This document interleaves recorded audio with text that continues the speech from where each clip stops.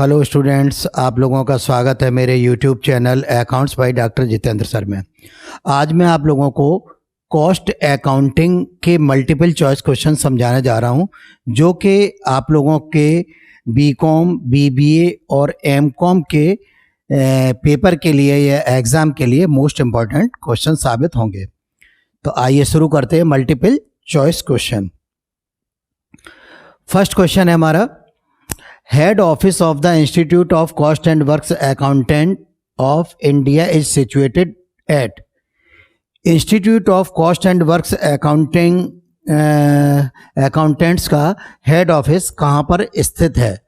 Option A Mumbai, option B Kolkata, option C Delhi, option D Agra. और इस question का करेक्ट आंसर है option B Kolkata. Institute of cost and works accountants का head office जो है वो कोलकाता में स्थित है। नेक्स्ट क्वेश्चन है हमारा question number 2, in which year cost and works accountant act was passed in India. भारत में cost and works accountant act कब पास किया गया? ऑप्शन ए 1959 1959 में, ऑप्शन बी 1956 1956 में, ऑप्शन सी 1951 1951 में, ऑप्शन डी 1947 1947 में।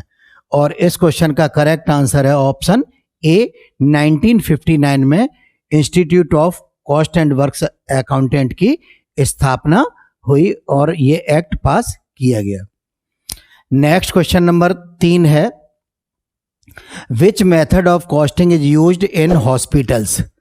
अस्पतालों में या चिकित्सालय में लागत लेखांकन की कौन सी पद्धति प्रयोग में लाई जाती है? ऑप्शन ए यूनिट कॉस्टिंग, इकाई लागत, ऑप्शन बी ऑपरेटिंग कॉस्टिंग, परिचालन लागत, ऑप्शन सी कॉन्ट्रैक्ट कॉस्टिंग, ठेका लागत, option D none of above, उपर्युक्त में कोई नहीं। और इस क्वेश्चन का करेक्ट आंसर है ऑप्शन बी ऑपरेटिंग कॉस्टिंग। परिचालन लागत का अस्पतालों में प्रयोग किया जाता है कि प्रति मरीज पर कितना खर्चा आएगा। ये ज्ञात करने के लिए कॉस्ट अकाउंटिंग की जिस मेथड को यूज किया जाता है उस मेथड का नाम होता है ऑपरेटिंग कॉस्टिंग, परिचालन लागत। नेक्स्ट क्वेश्चन नंबर 4 है हमारा, electricity generating company should use which method of accounting.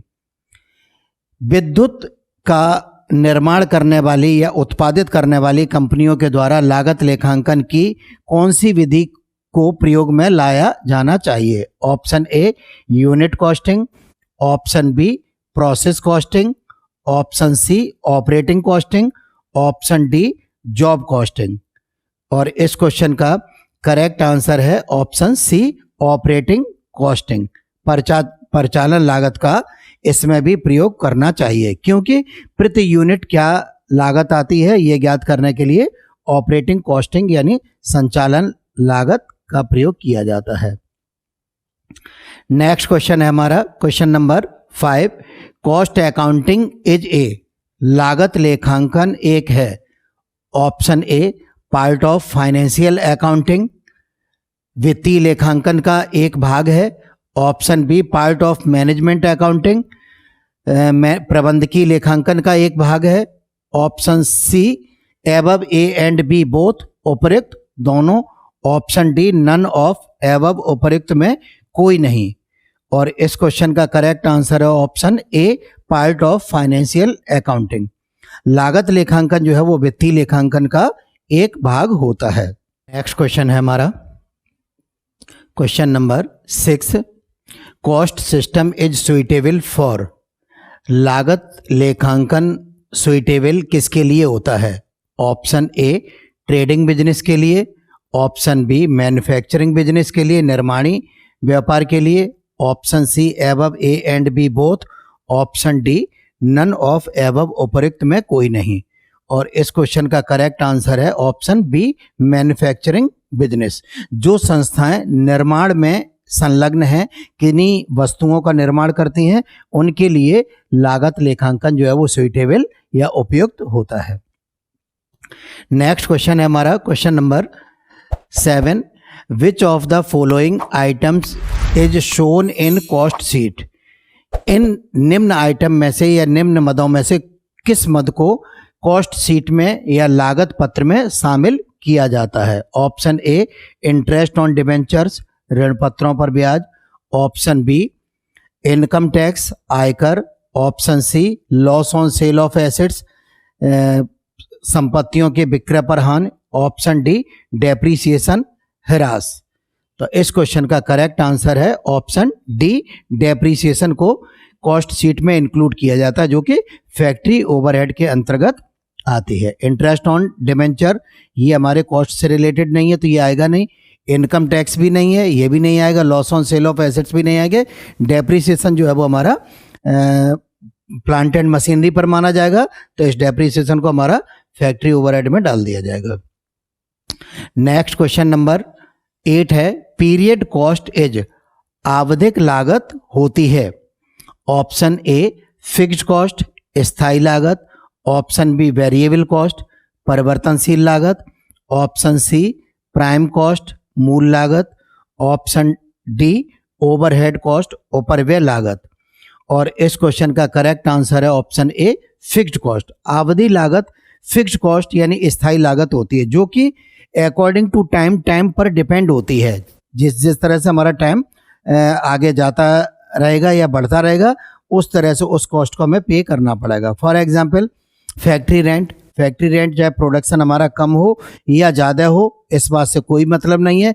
जैसे ही मंथली अगर रेंट है, तो जैसे ही मंथ क्लोज होगा वैसे ही हमारा जो है वो फैक्ट्री रेंट ड्यू हो जाएगा। तो जो हमारी आवधिक लागत होती है वो हमारी फिक्स्ड कॉस्ट होती है। नेक्स्ट क्वेश्चन है हमारा question number 9, prime cost plus factory overhead is known as.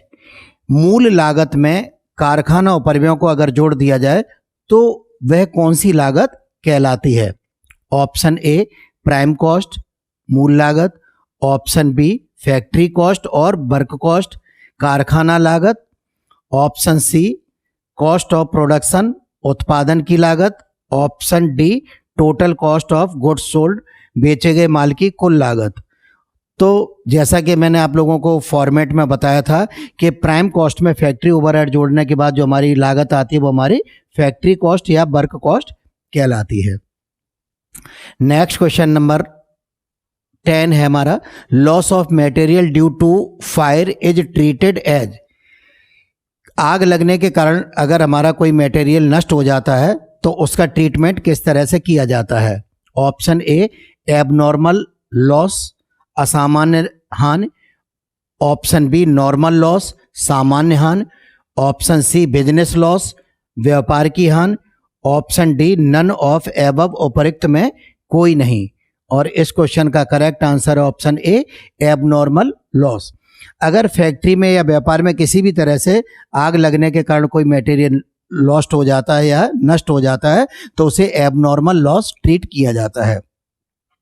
यदि आप लोगों को ये वीडियो पसंद आ रहा हो तो साथ ही साथ आप लोग देखने के साथ साथ इस वीडियो को शेयर एवं लाइक भी करते चलें।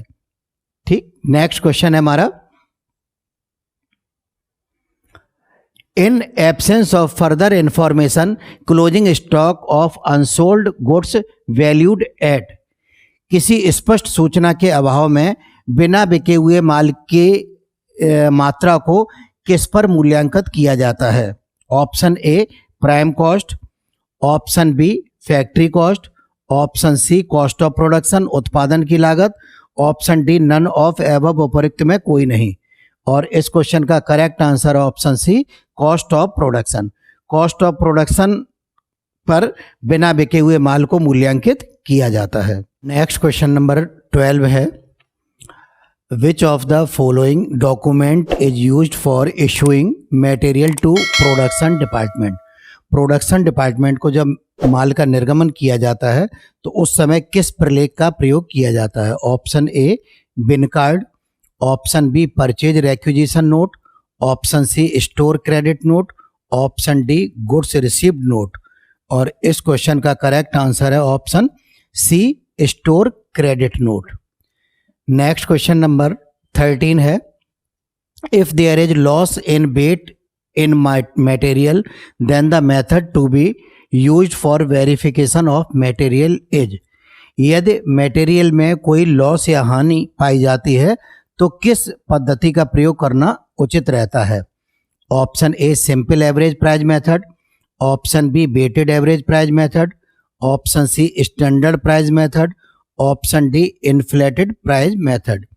और इस क्वेश्चन का करेक्ट आंसर है option D inflated price method. Next question number 14 है which of the following is an accounting record. निम्न में से कौन सा लेखांकन का प्रलेख है? Option A bin card, option B bills of material, option C store ledger, option D none of above. और इस क्वेश्चन का करेक्ट आंसर है ऑप्शन सी स्टोर लेजर, जो है कॉस्ट अकाउंटिंग का एक महत्वपूर्ण रिकॉर्ड कहलाता है। नेक्स्ट क्वेश्चन नंबर 15 है in which of the following method issue of material are priced at a predetermined rate. निम्न में से किस पद्धति के अनुसार पूर्व निर्धारित मूल्य के अनुसार सामग्री का निर्गमन किया जाता है? Option A standard price method, option B inflated price method, option C specific price method, option D replacement method. और इस क्वेश्चन का करेक्ट आंसर है option A standard price method, जिसे मानक या प्रमाप मूल्य पद्धति भी कहा जाता है। नेक्स्ट क्वेश्चन नंबर 16 है the store keeper should send purchase requisition slip when stock is reached. Purchase store keeper के द्वारा जो मटेरियल की डिमांड की जाती है वो कितनी मात्रा में मटेरियल रह जाना चाहिए उस समय की जाती है? Option A minimum level, option B maximum level, option C average level, option D reorder level. और इस क्वेश्चन का correct answer option D reorder level. Reorder level पर जब हमारी क्वांटिटी रह जाती है रॉ मटेरियल की, वैसे ऑर्डर दे देना चाहिए। नेक्स्ट क्वेश्चन नंबर 17 है codification of material is done by. सामग्रियों का कोडिफिकेशन निम्न में से किन पद्धतियों के द्वारा किया जाता है? Option A alphabetical system, option B numerical system, option C Kodak system, option D all of above. और इस क्वेश्चन का करेक्ट आंसर है option D all of above. Alphabetical system यानी वर्णमाला पद्धति के अनुसार भी सामग्री का चिन्हीकरण किया जाता है, कोडिफिकेशन किया जाता है। न्यूमेरिकल सिस्टम के अनुसार भी किया जाता है, कोडक सिस्टम के अनुसार भी किया जाता है। ये सभी सिस्टम के अनुसार मटेरियल का कोडिफिकेशन किया जाता है। नेक्स्ट क्वेश्चन नंबर 18 है in case of competition the method to be used for fair valuation of units produced is. यदि बाजार में प्रतियोगिता का चलन है, पूर्ण प्रतियोगिता का चलन है या परफेक्ट कंपटीशन है, तो उस केस में हमें मटेरियल की कौन सी मेथड को यूज करना चाहिए जिससे हमारा जो कॉस्ट ऑफ प्रोडक्शन है वो फेयर हो सके? Option A highest and first out method, सर्वोच्च आना पहले जाना विधि, option B market price method, बाजार मूल्य पद्धति, option C standard price method, मानक मूल्य पद्धति, option D average price method, औसत मूल्य पद्धति। और इस क्वेश्चन का करेक्ट आंसर है option B market price method, बाजार मूल्य पद्धति का प्रयोग करना चाहिए। नेक्स्ट क्वेश्चन नंबर 19 है according to Kimball and Kimball the number of principles of rational purchase is. Kimball and Kimball के अनुसार क्रय के विवेकपूर्ण सिद्धांतों को कितने भागों में बांटा गया है? Option A 3, option B 4, option C 5 and option D 6। और इस क्वेश्चन का करेक्ट आंसर है ऑप्शन सी 5। किम्बाल एवं किम्बाल के अनुसार क्रय के विवेकपूर्ण सिद्धांतों को 5 भागों में विभाजित किया गया है। नेक्स्ट क्वेश्चन नंबर 20 है wages sheet is prepared by.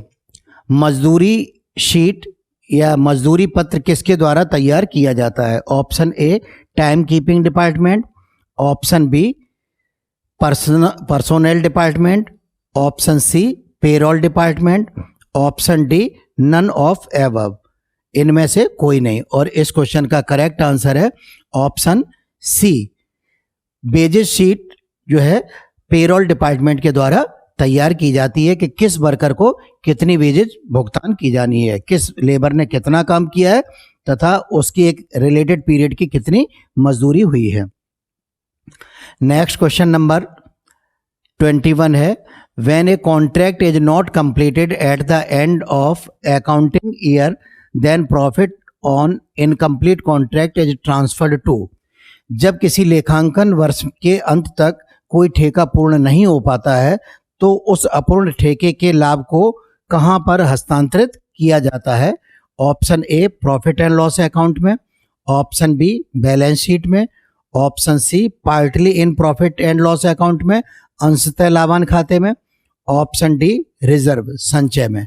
और इस क्वेश्चन का करेक्ट आंसर है option C partly in profit and loss account, अंशतः लाभांश खाते में हस्तांतरित किया जाता है।